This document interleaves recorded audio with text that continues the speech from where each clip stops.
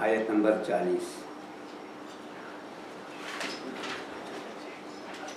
اعوذ باللہ من الشیطان الرجیم، بسم اللہ الرحمن الرحیم۔ یا بنی اسرائیل اذکروا نعمتی التي انعمت علیکم وأوفوا بعهدي أوف بعهدكم وإياي فارهبون۔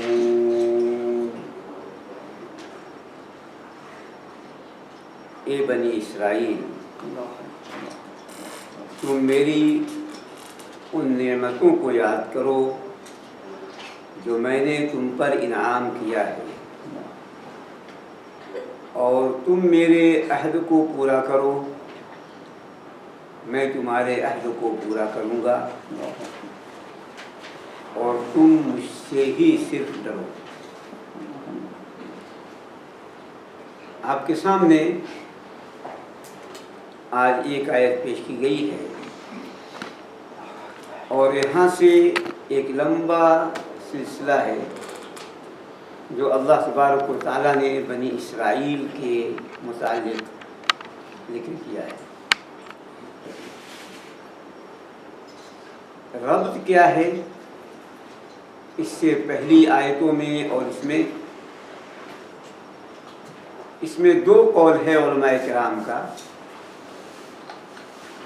شوکانی رحمۃ اللہ علیہ اس پر زور دے کے یہ کہتے ہیں کہ ربط وغیرہ کی کوششیں بیکار ہیں، اس کا کوئی بہت فائدہ نہیں ہے، اس لیے کہ اللہ تبارک و تعالیٰ نے مختلف باتیں نازل کی ہیں، مختلف انداز میں نازل کیا ہے، مختلف واقعات میں نازل کیا ہے، تو اس لیے پچھلی آیتوں سے ربط پیدا کرنا یہ کوئی ضروری نہیں ہے، بلکہ وہی کہتے ہیں بیکار۔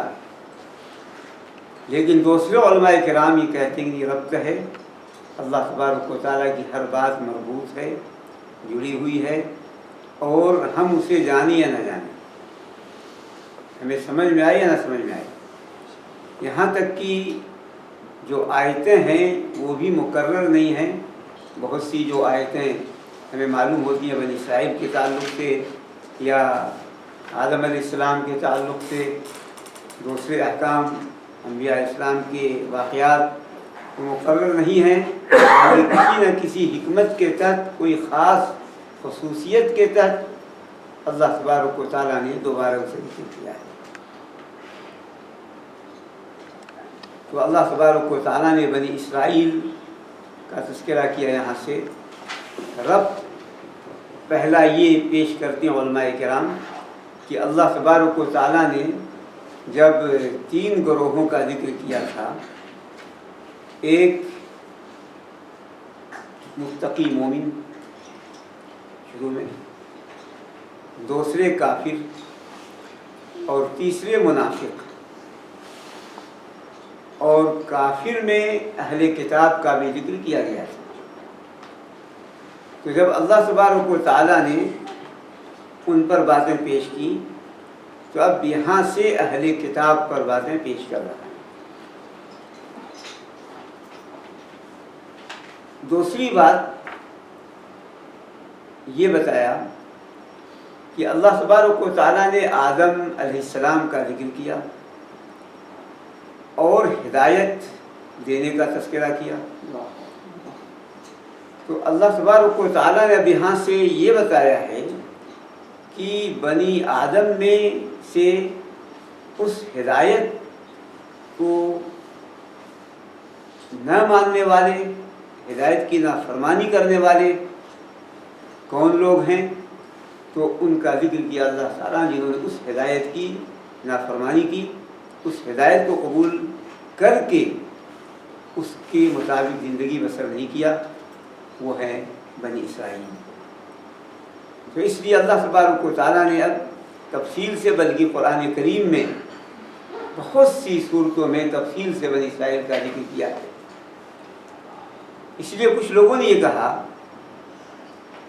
کہ اللہ تبارک و تعالیٰ نے ذکر کیا ہے جو بنی اسرائیل کا، لیکن وہ ہم مسلمانوں کو اس سے سبق سکھاتا ہے اور نصیحتیں کرتا ہے، اس لیے کہ اگر کسی کو براہ راست ٹوکا جائے اور بتایا جائے تو اتنا اثر انداز وہ چیز نہیں ہوتی جتنے کی مثال دے کر کسی کی بات بتا کر وہ پیش کیا جائے تو اثر انداز ہوتی ہے۔ جیسے ایک شخص ہے، لڑکا ہے، وہ بات نہیں مانتا ہے، لیکن اسی جیسے کسی جوان کا تذکرہ کر کے اس کا واقعہ پیش کر کے اس کو بات کیا جائے تو وہ اس کے دل میں آتی ہے، بات لگتی ہے۔ اس لیے اللہ تبارک و تعالیٰ نے بنی اسرائیل کا ذکر کیا ہے کہ کتنی بیماریاں، کتنی نافرمانیاں انہوں نے کی، وہ ہم بھی کر سکتے ہیں، یہ امت بھی کر سکتی ہے کہ اس امت سے وہ برائیاں واقع نہ ہو جائے۔ کتنی کمزوریاں جو بنی اسرائیل کے اندر تھیں، ان کمزوریوں کا ذکر کیا اللہ تعالیٰ نے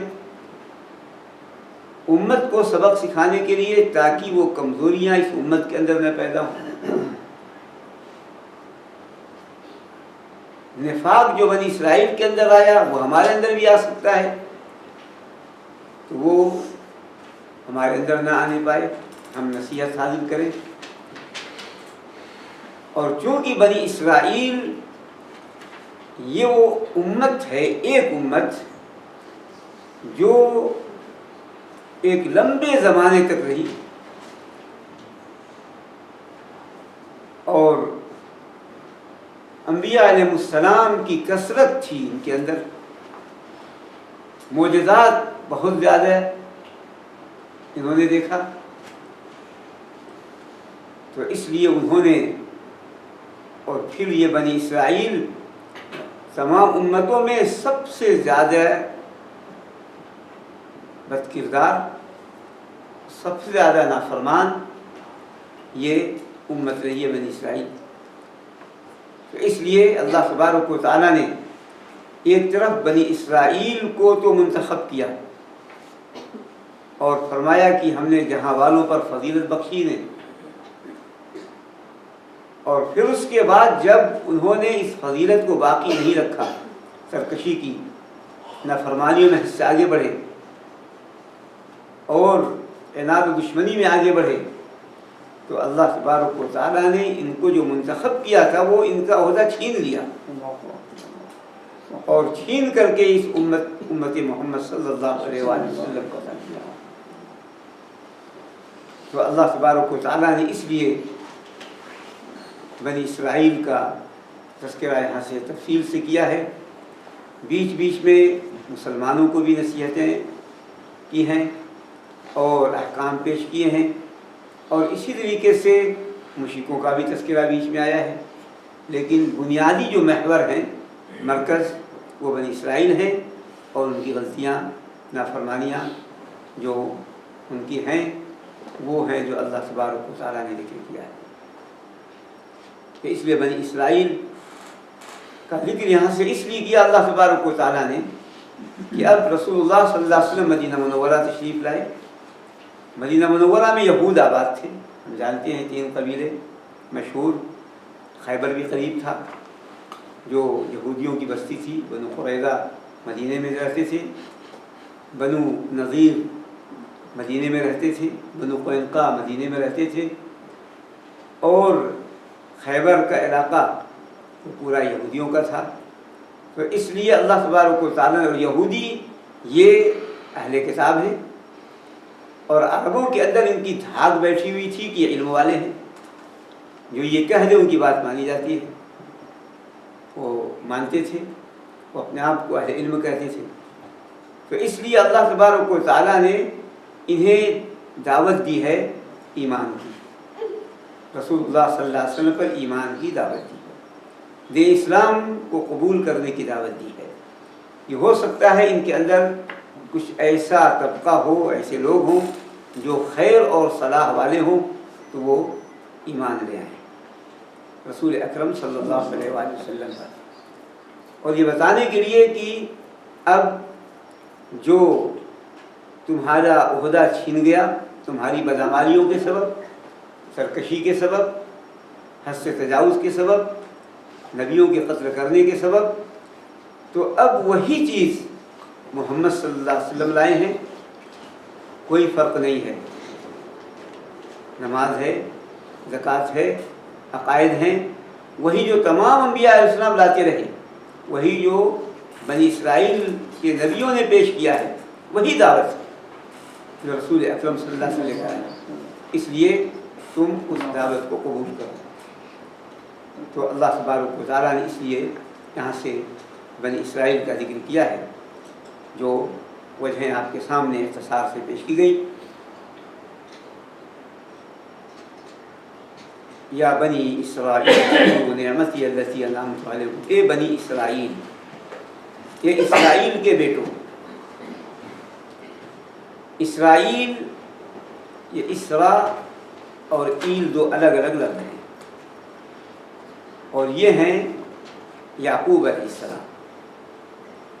याकूब अलैहिस्सलाम इब्रानी में इसराइल अब्दुल्लाह के माने में, अब्दुल्लाह के माने।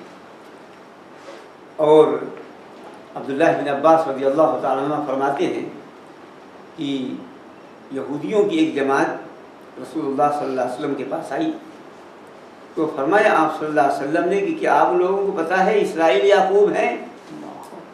उन्होंने कहा कि हाँ। फरमाया आप सल्लल्लाहु अलैहि वसल्लम ने अल्लाहुम्मा फशहद, अल्लाह तू गवाह है, तू गवाह है। तो ये इसराइल के बेटों, यानी ये याकूब अलैहिस्सलाम के बेटों। कुछ लोगों ने कहा कि 5 अंबिया अलैहिस्सलाम ऐसे हैं जिनका डबल नाम है, इनका डबल 2-2 नाम। यही इसराइल और याकूब 2 नाम हैं। मोहम्मद सल्लल्लाहु अलैहि वसल्लम मोहम्मद अहमद, ईसा अलैहिस्सलाम ईसा और अल मसीह 2 नाम हैं। यूनुस और ज़ुन्नून 2 नाम हैं अलैहिस्सलाम। इलियास और ज़ुल्किफ्ल, ये 5 अंबिया अलैहिस्सलाम ऐसे हैं जिनका नाम ये 2-2 नाम है। उन्हीं में याकूब अलैहिस्सलाम, ये उनका नाम इसराइल, और इसराइल अरबी ज़बान में अब्दुल्लाह को कहते हैं। अब्दुल्लाह, इसरा अब्द और ईल अल्लाह। बाद लोगों का इसरा इस्तिफ़ा मुंतखब, और ईल अल्लाह, अल्लाह के मुंतखब, अल्लाह के मुंतखब। अल्लाह तबारक व तआला ने या बनी आदम नहीं कहा, इसलिए कि तमाम इंसानों को खिताब नहीं है। तमाम इंसानों को खिताब होता तो या बनी आदम कहता, इसलिए या बनी आदम बहुत खिताब किया अल्लाह तबारक व तआला ने। ये खिताब है यहूदियों से, और यहूदियों को बनु इसराइल कहा जाता। याकूब अलैहिस्सलाम की तरफ निस्बत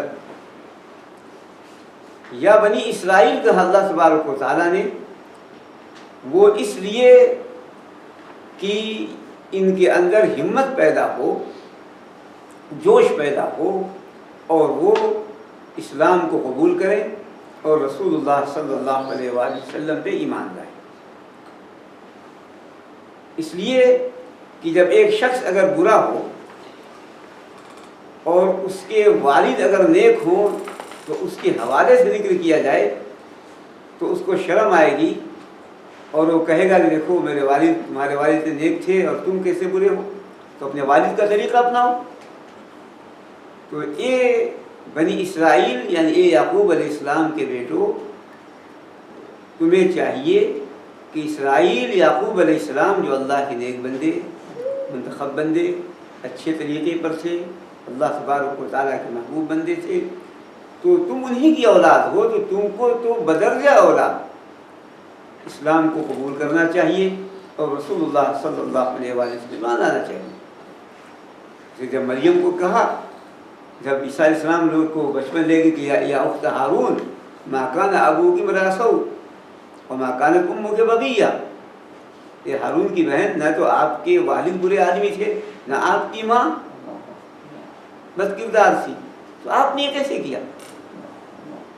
اس لیے جب اوپر اچھے ہوں تو ان کا نام لے کر کے تربیت کی جائے اور اصلاح کی جائے تو اصلاح آسان ہوتی ہے، اور یہ ایک دلیل بھی بن جاتی ہے کہ آپ اپنے والد کے طریقے کو اپنائیں۔ اور یہ سب کی سب ایک کڑی ہے تمام انبیاء علیہ السلام، تو اب یہ رسول اللہ صلی اللہ علیہ وسلم لائے ہیں، اس لیے اب ان پر ایمان لائیں۔ تو یا بنی اسرائیل اس لیے کہا، اسی لیے جو ہم صرف اسرائیل کہتے ہیں صحیح نہیں ہے، یہ صحیح نہیں ہے۔ ہم کہہ دیتے ہیں کہ اسرائیل میں یہ ہو رہا ہے، اسرائیل کہنا یہ صحیح نہیں، غلط ہے۔ اس لیے اسرائیل و یعقوب علیہ السلام، کسی ملک کا نام اسرائیل کیسے ہوگا؟ یا کیسے ہم کہیں گے اسرائیل یہ اسرائیل میں یہ ہو رہا ہے، یا فلاں جگہ یہ اسرائیل ہے، یہ نہیں کر سکتے۔ تو جو لوگ کہتے ہیں یہ اسرائیلی ہیں، نہیں کر سکتے، اس لیے کہ اسرائیل یعقوب علیہ السلام کا نام، یہ اسرائیل کے بیٹوں، یہ ہم کہتے ہیں اے اولاد آدم، اے بنی آدم، یا اولاد یعقوب علیہ السلام۔ اور یعقوب علیہ السلام کہے گا کہ کس طرح انہوں نے اپنے بیٹوں کو وصیت کی ہے، اپنے بیٹوں کو وصیت کی ہے، تمام بیٹوں کو اکٹھا کر کے تم میرے بعد کس کی عبادت کرو گے؟ سورہ بقرہ میں بات تفصیل سے آئے گی۔ تو اس بلند مقام پہ فائز تھے یعقوب علیہ السلام، تو ان کے حوالے سے ان کی جب نسبت کر کے اللہ تبارک و تعالیٰ نے فرمایا تاکہ ان کے اندر، ان یہودیوں کے اندر جذبہ پیدا ہو اور اپنے والد کے طریقے کو اپنانے کا عہد کریں اور وہ ایمان میں داخل ہو جائیں۔ فرمایا یا بنی اسرائیل اذکروا،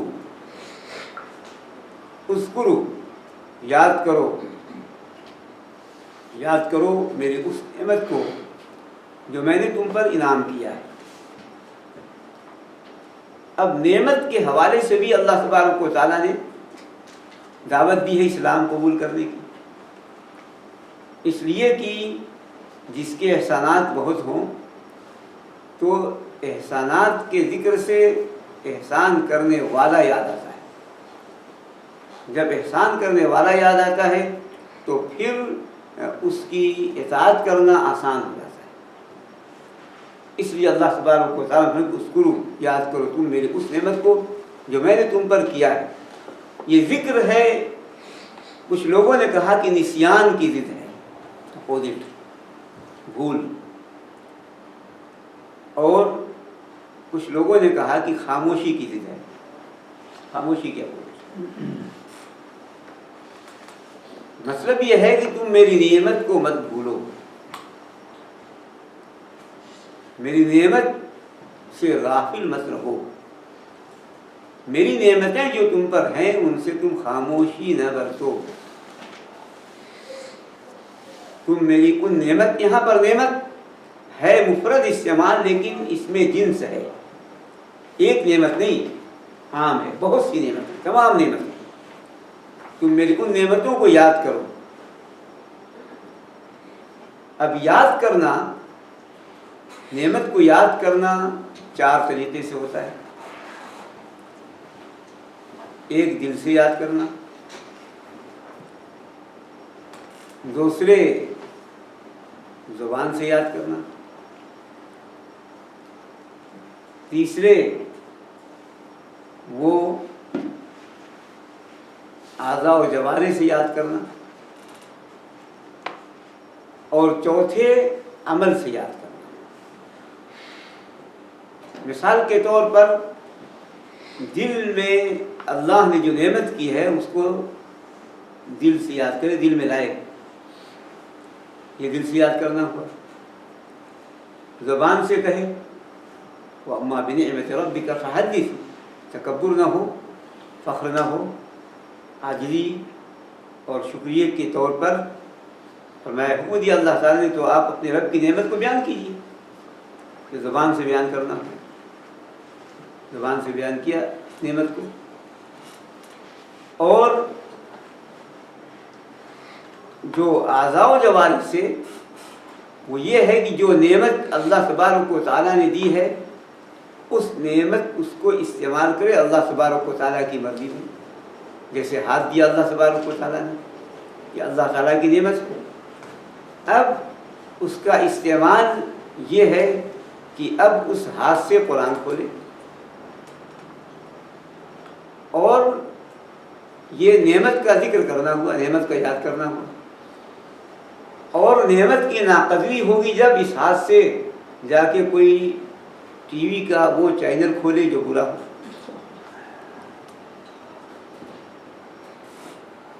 عمل سے یہ ہے کہ اس نعمت کو اپنے اوپر استعمال کرے، جیسا کہ فرمایا رسول اللہ صلی اللہ علیہ وسلم نے کہ ان اللہ یحب ان یرى اثر نعمته علیہ. جب ایک صاحب آئے اور میلا کچیلا پہن کر کپڑا آئے تھے آپ صلی اللہ علیہ وسلم کے پاس، تو پوچھا رسول اکرم صلی اللہ علیہ وسلم نے کہ آپ کے پاس مال ہے کہاں؟ پوچھا کون سا مال؟ کا ہر قسم کا مال، بکریاں بھی ہیں، اونٹ بھی ہیں، ہر قسم کا مال.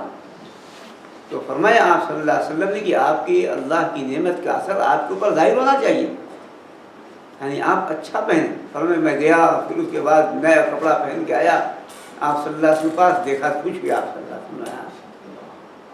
تو یہ ہے نعمت کو یاد کرنا، نعمت کو اللہ تعالیٰ کی نعمت کو یاد کرنا، یہ بھی شکر ہے.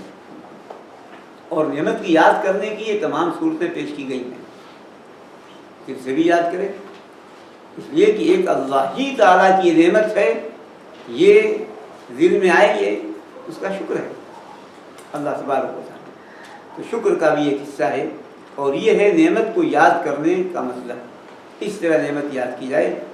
اذکروا نعمتی التی انعمت علیکم، تم میری ان نعمتوں کو یاد کرو جو میں نے تم پر کیا، جو میں نے تم پر نعمتیں کی ہیں. اللہ تبارک و تعالیٰ نے بہت نعمتیں بنی اسرائیل پہ کی، بہت نعمتیں بنی اسرائیل پہ کی، بہت زیادہ. اب بہت سے لوگوں نے ان نعمتوں کا تذکرہ کیا. مثلاً بدلیوں کا سایہ کرنا میدان تین میں، کپڑے کا نہ پھٹنا، پرانا نہ ہونا، خود بڑھتے جانا، من و سلوہ کا اترنا، من و سلوہ کا اترنا، پتھر سے 12 چشمے کا نکلنا. تمام نعمتیں آئیں گی جو اللہ تعالیٰ نے ذکر کیا، اللہ تبارک و تعالیٰ نے، تو تمام نعمتیں ہی آئیں گی. اور اسی طریقے سے اللہ تبارک و تعالیٰ نے عظیم نعمت کی ہے، نعمتیں جو ان پر کی ہیں، ان میں انبیاء علیہ السلام آئے، ان میں آسمانی کتابیں نازل ہوئی آئی. تو مختلف لوگوں نے مختلف باتیں الگ الگ تفصیل بیان کی ہے، یعنی الگ الگ انہوں نے نعمتوں کا ذکر کیا، لیکن یہ تمام نعمتیں ہیں جو اللہ تبارک و تعالیٰ نے ذکر کی. اس طرح کی بہت سی نعمتیں ہیں. سمندر کا پھٹ جانا، سمندر کا ایک ہی راستہ بن جانا، یہ تمام نعمتیں ہیں جو اللہ تبارک و تعالیٰ نے ذکر کیا ہے. اور حسن بصری رحمۃ اللہ علیہ فرماتی کہ اللہ تعالیٰ کی آیت اس کی دلیل ہے. لقد اخذ اللہ میثاق بنی اسرائیل وبعثنا منهم 12 نقیبا وقال اللہ انی معکم لئن اقمتم الصلاة وآتيتم الزکاة وآمنتم برسلی وعزرتموهم وأقرضتم اللہ قرضا حسنا. تو اللہ تبارک و تعالیٰ نے نعمتوں کا اسی طریقے سے ذکر کیا ہے. بہت سی دوسری نعمتیں ہیں. فرمایا اللہ تبارک و تعالیٰ نے اسی طریقے سے دوسری جگہوں پر بھی کہ اللہ تبارک و تعالیٰ نے نعمتوں کا ذکر کیا ہے. تو یہ ہے نعمتیں. اذکروا نعمتی التی انعمت علیکم، نعمت کی یاد کرنے سے شکر کا جذبہ بیدار ہوتا ہے. احسان جب محسن یاد آتا ہے تو پھر اس کی اطاعت کا جذبہ پیدا ہوتا ہے. تو فرمایا اللہ تبارک و تعالیٰ نے اے بنی اسرائیل تم میری ان نعمتوں کو یاد کرو جو میں نے تم پر انعام کیا ہے. انعام کیا ہے سیدھے اللہ تعالیٰ نے کہہ دیا وآمنوا، ایمان لے آؤ، نہیں کہا. پہلے احسان کا تذکرہ کیا. یہاں کچھ لوگوں نے یہ ذکر کیا، بعض علماء کرام نے، کہ دوسری امت کے لیے नेमत से मुनइम तक पहुँचना है। और इस उम्मत के लिए मुनइम से नेमत तक पहुँचना है। इस उम्मत के लिए अल्लाह ताला नहीं कहा तुम मेरी नेमत को याद करो, कहा मुझे याद करो, उस्कुरूनी अज़कुरकुम।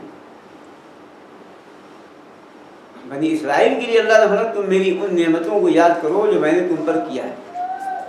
लेकिन इस उम्मत के बारे में कहा कि तुम मुझको याद करो, मेरी नेमत को याद करो नहीं कहा, तुम मुझको याद करो, मैं तुम्हें याद करूँ। तो पिछली उम्मतें ये नेमतों के ज़रिए मुनीम को पहचानती और हम बराह रास्त मुनीम के ज़रिए नेमतों को पहचानते। हमें अल्लाह को याद करना। वऔफू बिअहदी ऊफी बिअहदिकुम, और तुम मेरे अहद को पूरा करो, मैं तुम्हारे अहद को पूरा करूँगा। तुम मेरे अहद को पूरा करो, मैं तुम्हारे अहद को पूरा करूँगा। अल्लाह तबारक व तआला का अहद क्या है? जो अल्लाह तबारक व तआला ने बनी इसराइल से लिया। फिर अल्लाह का वादा क्या है? जो अल्लाह ने वादा किया बनी इसराइल से। तो इस सिलसिले में पहली बात वो ये है पेश की है कि हर नबी ने रसूलुल्लाह सल्लल्लाहु अलैहि वसल्लम की इत्तिबा का अहद लिया अपनी उम्मत से, और मूसा अलैहिस्सलाम ने अपनी उम्मत से बनी इसराइल के अंबिया अलैहिस्सलाम ने बनी इसराइल से अहद लिया कि रसूलुल्लाह सल्लल्लाहु अलैहि वसल्लम जब आएंगे तो उन पर ईमान लाएंगे। ये वो अहद है, अल्लाह का अहद। तो पूरा करो अहद। अब तो रसूलुल्लाह सल्लल्लाहु अलैहि वसल्लम तशरीफ ले आए, मौजूद है यहाँ पर, तो तुम मेरे अहद को पूरा करो जो मैंने अपने नबियों के ज़रिए मुआहदा किया था तमाम उम्मतों से। तो तुम मेरे इस जो मुझसे तुमने जो अहद किया है वो तुम पूरा करो। तो मैं अहद को पूरा करूँगा जो मैंने वादा किया है। अल्लाह तबारक व तआला ने क्या वादा किया? वादा ये किया कि अगर मोहम्मद सल्लल्लाहु अलैहि वसल्लम पे ईमान लाएंगे तो उनकी बोझ उतार देगा अल्लाह ताला। बनी इसराइल में बहुत बोझ था, अहकाम बड़े सख्त थे उनकी नाफरमानी की वजह से। तो फरमाया अल्लाह तबारक व तआला ने कि हमने उनकी नाफरमानियों की वजह से हरमना अलैहिम, हमने उनकी नाफरमानी बहुत सी चीज़ें हराम कर दी। वहिल्लत लहुम, उनके लिए हलाल थी, लेकिन उनकी नाफरमानियों की वजह से हमने उनको बहुत सी चीज़ें हराम कर दी। अब मोहम्मद सल्लल्लाहु अलैहि वसल्लम ईमान लाएंगे तो यदरब अन्हुम यसरहुम वल अगलाल लती कानत अलैहिम। तो अल्लाह ताला ने कि अगर ये मोहम्मद सल्लल्लाहु अलैहि वसल्लम ईमान लाएंगे तो मोहम्मद सल्लल्लाहु अलैहि वसल्लम उनके बोझ को दूर कर देंगे। उन्हें जो बेड़ियाँ पाबंदियाँ लगा दी गई थी वो पाबंदियाँ दूर हो जाएगी। ये अल्लाह का वादा है। तो तुम वादा करो, तुम अल्लाह के अहद को पूरा करो, ईमान लाओ मोहम्मद सल्लल्लाहु अलैहि वसल्लम पर, तो मैं अपना वादा पूरा करूँगा कि तुम पर जो सख्तियाँ हैं, जो बेड़ियाँ हैं, जो पाबंदियाँ हैं, जो चीज़ें हराम हैं, वो चीज़ें ख़त्म कर दूँगा। तुम मेरा वादा पूरा करो, मैं तुम्हारा वादा पूरा करता हूँ। ये अल्लाह तबारक व तआला ने फरमाया है। और इस ज़िम्न में अभी जो आयत पेश की गई थी वो इसी से मुताल्लिक़ थी। जो आयत पेश की गई जिसमें अल्लाह तबारक व तआला ने फरमाया कि अल्लाह ताला ने बनी इसराइल से अहद लिया और हमने उनमें 12 नक़ीब भेजे। अल्लाह तबारक व तआला ने फरमाया कि मैं तुम्हारे साथ हूँ अगर तुम नमाज कायम करो और ज़कात दो और मेरे रसूलों पर ईमान लाओ, उनकी मदद करो, अल्लाह को कर्ज़ हसना दो, तो मैं तुम्हारे गुनाहों का कफ़ारा कर दूँगा और तुम्हें जन्नत में दाखिल करूँगा, लेकिन इतना जारी होगी। तो एक ये है तुम अंबिया अलैहिस्सलाम ईमान लाओ और आखिरी नबी हज़रत मोहम्मद सल्लल्लाहु अलैहि वसल्लम ईमान लाओ और फिर नमाज कायम करो, ज़कात दो, तो तुम्हारे गुनाहों का कफ़ारा होगा और तुम्हें जन्नत में दाखिल करेगा अल्लाह तबारक व तआला। कुछ लोगों ने कहा कि अहद से मुराद दीन इस्लाम है। अहद से मुराद دین اسلام ہے، تم دین اسلام کو قبول کرو تو میں اپنا حق پورا کروں گا، تم سے راضی ہو جاؤں گا، تم سے راضی ہو جاؤں گا، خوش ہو جاؤں گا، جو تم پر غضب ہے، جو میں تم سے ناراض ہوں۔ بہت سے لوگوں نے یہ کہا ہے کہ عہد سے مراد فرائض، کسی کا عہد سے مراد احکام، عہد سے مراد جو میں نے فرض کیا اس فرائض کو کی پابندی کرو، ادا کرو اس فرائض کو، اور کسی نے کہا کہ احکام، اس فرائض سے مراد وہ احکام ہیں، یعنی تم فرائض کو ادا کرو تو میں تم کو اس کا بدلہ دوں گا، میرے عہد کو پورا کرو اس کا بدلہ میں تم کو دوں گا، ثواب دوں گا۔ کچھ لوگوں نے کہا عبادات عہد سے مراد ہے، تم عبادات جو میں کہہ رہا ہوں اس کو بجا لاؤ تو میں تمہیں بلند مقام عطا کروں گا۔ کچھ لوگوں نے کہا کہ عہد سے مراد ہے ظاہری طور پر تم آداب کو بجا لاؤ تو میں تمہارے عہدوں کو پورا کروں گا، یعنی میں تمہارے باطن کو مزین کر دوں گا۔ تو مختلف باتیں علماء کرام نے پیش کی ہیں یہاں پر عہد سے مراد، لیکن پہلی بات دوسری بات زیادہ راجح ہے جو پیش کی گئی، جو فرمایا اللہ تبارک و تعالیٰ نے اوفوا بعہدی اوف بعہدکم وایای فارہبون، اور تم مجھ سے ہی ڈرو۔ رہبت کی تفسیر آئندہ پیش کی جائے گی جب کئی الفاظ آئے ہیں جو ذکر کیا اللہ تبارک و تعالیٰ نے، آگے فتقون ہے تو رہبت اور تقوی وہاں بات بتائی جائے گی۔ یہاں یہ بتا دیا جائے کہ رہبت کے اندر رہبت خوف کی شدت کو کہتے ہیں، ڈر کی شدت کو رہبت کہتے ہیں، ڈر کی شدت کو رہبت کہتے ہیں۔ اور فرحبون کا مطلب یہ ہے وَإِيَّايَ فَارْهَبُونَ، یہ رہبت عبادت ہے، اور عبادت صرف ایک اللہ ہی کے لیے خاص ہونی چاہیے۔ تو رہبت کسی کے اندر نہیں ہو سکتی سوائے ایک اللہ تبارک و تعالیٰ کے لیے ہی ہو رہا ہے خاص۔ رہبت کے اندر یہ معنی پایا جاتا ہے کہ اگر تم نے میرے احسانات کو یاد نہیں کیا، تم نے میرے عہد کو پورا نہیں کیا تو تم میرے عذاب سے ڈرو۔ ابن عباس رضی اللہ تعالیٰ فرماتے ہیں کہ اس میں ترغیب بھی ہے ترہیب بھی ہے، جو بات اس سے پہلے بتائی جا چکی ہے کہ دونوں چیزیں ہوتی ہیں، قرآن کا اسلوب ہے، ایک طرف رغبت دلاتا ہے، دوسری طرف ڈراتا ہے اللہ سبحانہ و تعالیٰ، تو ترغیب ہے، اور دوسری طرف ترہیب بھی ہے کہ اگر تم نے میری نعمتوں کو یاد نہ کیا اور میرے وعدوں کو پورا نہ کیا تو میں تم پر عذاب نازل کروں گا اگر وفاداری نہ کی۔ تو اللہ تبارک و تعالیٰ نے یہ فرمایا، اور یہ ایک آیت جو آپ کے سامنے اختصار سے جو ہے پیش کی گئی، اس ایک آیت سے جو دروس اور فوائد حاصل ہوتے ہیں وہ پیش کر کے بات ختم کی جائے۔ پہلا فائدہ وہ یہ ہے کہ جب ذکر کیا جاتا ہے، جو ہی بات بتائی گئی شروع میں، کسی ایسے شخص کا جو اللہ کے طریقے پر ہو، عبادت گزار ہو، تو اس کے تذکرے سے ہمت پیدا ہوتی ہے، عمل کی جوش پیدا ہوتا ہے، اور اسی لیے صحابہ کرام رضوان اللہ علیہ کی سیرت، تابعین رحمہ اللہ کی سیرت پڑھتے رہنا چاہیے۔ اس کے پڑھنے سے ایمان پیدا ہوتا ہے، عمل کا جذبہ پیدا ہوتا ہے۔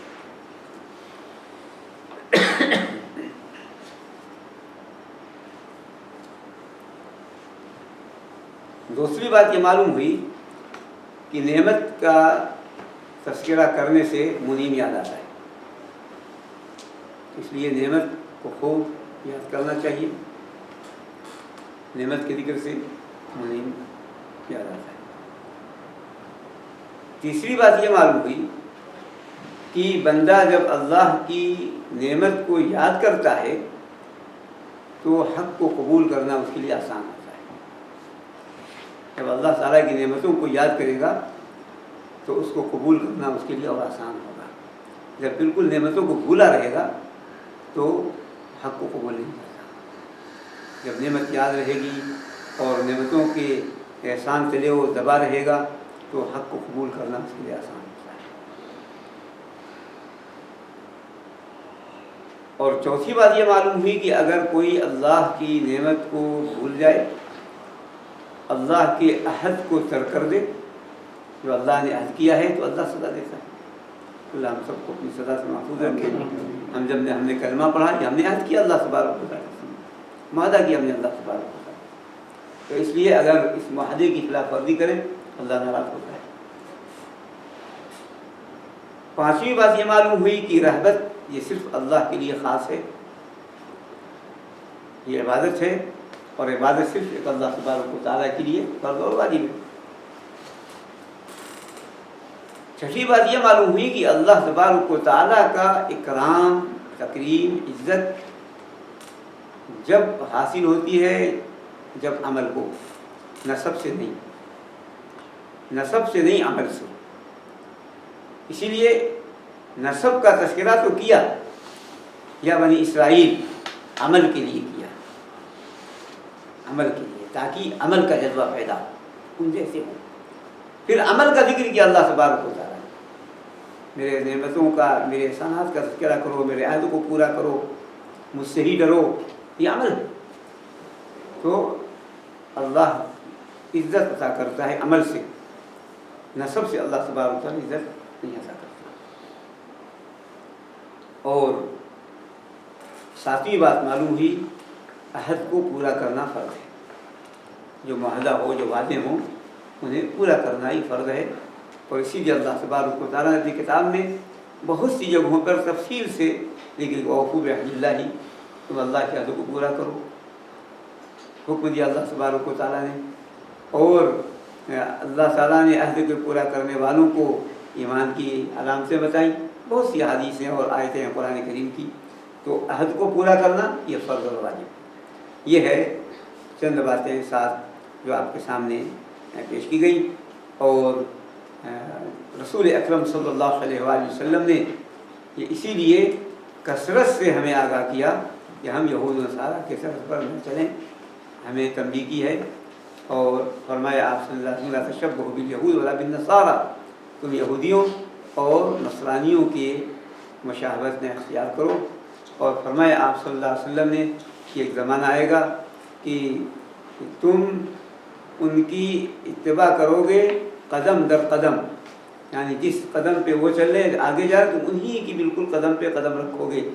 یہاں تک کہ اگر وہ بجو کے بل میں گھس جائیں تو تم بھی گھس جاؤ گے. لوگوں نے پوچھا کون ہے اللہ کے رسول صلی اللہ علیہ وسلم؟ یہود و نصارہ کا ہے. تو کون؟ یعنی یہی.